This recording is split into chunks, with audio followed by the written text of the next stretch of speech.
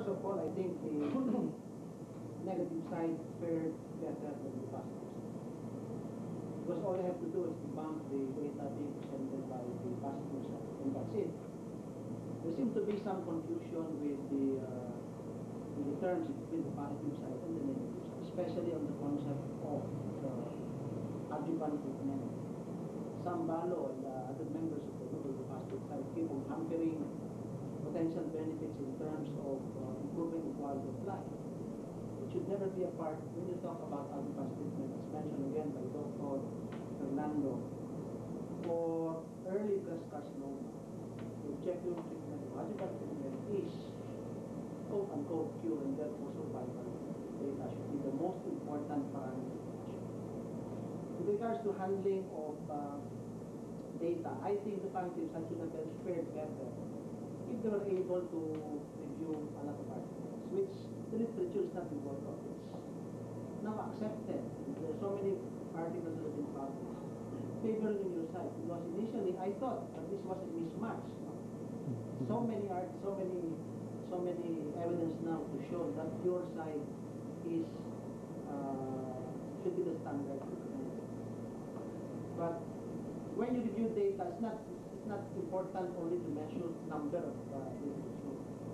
What you should look for in literature data, there must be randomized control trials. The sample size must be big, and especially if the data that were presented by either be reproduced or comparable with the other groups that reported that work.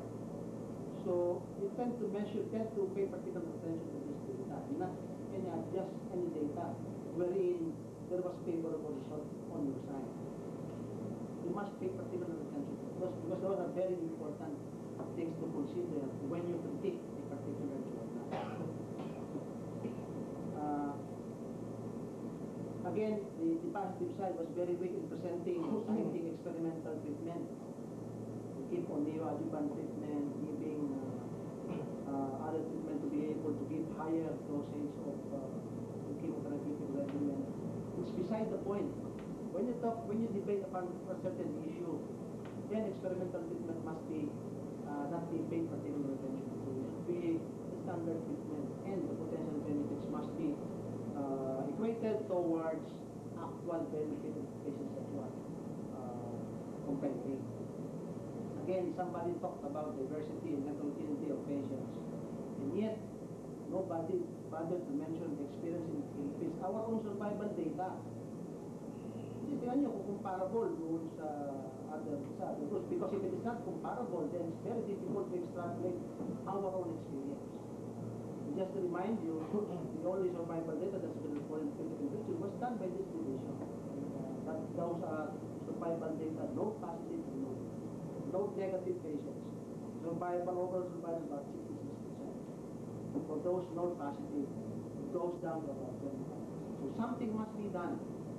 The positive side would have utilized this particular data as a standoff for trying to rationalize a search for treatment, and then you give your evidence. That's. I think overall, I tend to favor the negative side tend to perform better than the positive side. My personal opinion with regards to this particular issue, I thought there was no controversy between giving adjuvant treatment for no positive, because the literature is awash with a lot of data towards this, and even the WHO, about 2 years ago, adopted this position. It's only for PCA where adjuvant treatment, chemotherapy, has produced a significant and laudable efforts in terms of improving survival. Thank you, Dr. Delfeno. Now, we would like to thank the contributions of our resource persons. Now, I think Dr. Piquete directed 2 questions. One for Dr. Pico and one for Dr. Sambalo. Would you like to answer the question of Dr. Piquete?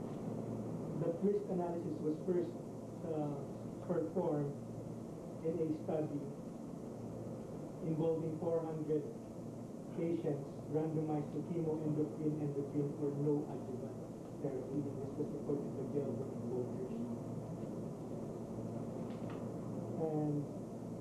And to their results, they showed, as I mentioned earlier, that for the first 1 to 2 years, the arm of no adjuvant chemotherapy had a higher twist score, as can be expected, because in those years in which the chemotherapy affects toxicity for given. However, by 5 to 6 years follow-up, the arm of adjuvant therapy, either with cytotoxic chemotherapy or with chemoendocrine therapy, were superior to the arm of no chemotherapy given, because of there were fewer relapses in the So this was done by the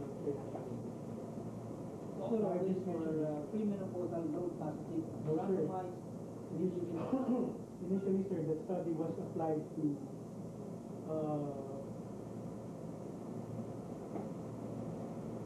was not mentioned, sir, but basically I think it's postmenopausal patients, no positive. You're not supporting your side. It's premenopausal, because the issue of the debate is the benefit of chemotherapy on premenopausal node positive. Yes, sir, but Therefore, as a proponent for chemotherapy, you must convince us I just by brought studies that indeed such form of adjuvant treatment would benefit this group of patients. yes, I brought this up because of the argument that there was a definite decrease in quality of life in those patients being given chemotherapeutic agents because of the side effects, the nausea, vomiting, myelosuppression, which may also be seen in those patients who are postmenopausal being given the same agents. So I brought this up in that this twist analysis may be also applied to our case. I'm afraid it will not. As you see, your issue is clear cut. You have to support that point of controversy that chemo would benefit premenopausal node positive patients. But in the aspect of quality of life with regards to the effects, the systemic effects, the nausea, and the vomiting, I think it would I have affect to both remind you people. that quality of life is just one of the factors we should take into consideration. I agree on that, sir. And then point is still your survival. With chemotherapy, improve your survival. I did not bring that. The quality of life are just secondary. Is your question now to... I think it's basically the same with Dr. Bolo. He was dealing on increased disease survival, but again, we're the control. These books are, there is, because as it's tabulated in the book, there is a control. I don't know what is the graph characteristic of the control, but as it is tabulated, there is a control. And therefore, I would like to know what is the control. You see, you are citing studies in literature that are supposed to be randomized. And there should always be control, because we can compare what would be the effect of giving adjuvant chemotherapy over those who do not receive adjuvant chemotherapy.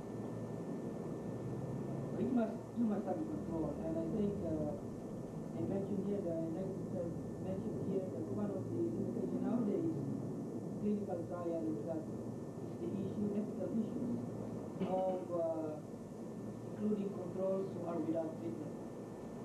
This is no longer done. This bioethical practices. You might have a control, but they must receive some kind of treatment, even a placebo. So the questions and answers between Dr. Niquete and the members of the Team A actually started the open forum. So just continue on with the open forum. Are there any questions from the audience? Any questions? Okay.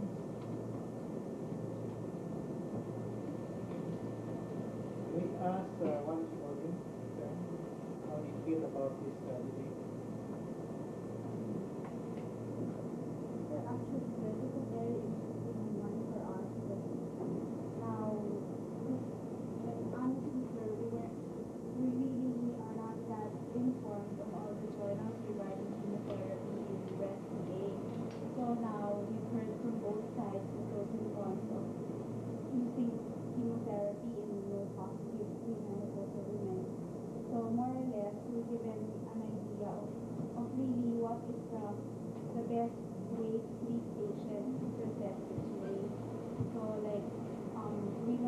hindi lang just chemotherapy for stage 2, for stage 3 or 4, which is what we mostly need for stage 3 and 4, chemotherapy, stage 1, surgery, those things. At least now, we're given a background of why this is so.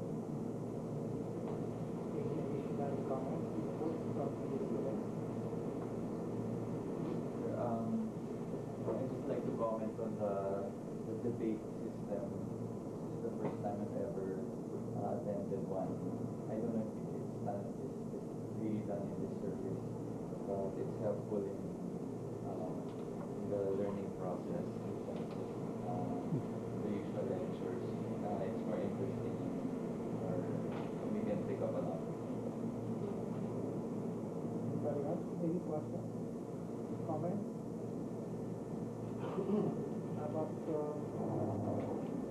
colleague? In addition to what they said, what struck me here is how you attack a particular issue. Many of them gave their own side.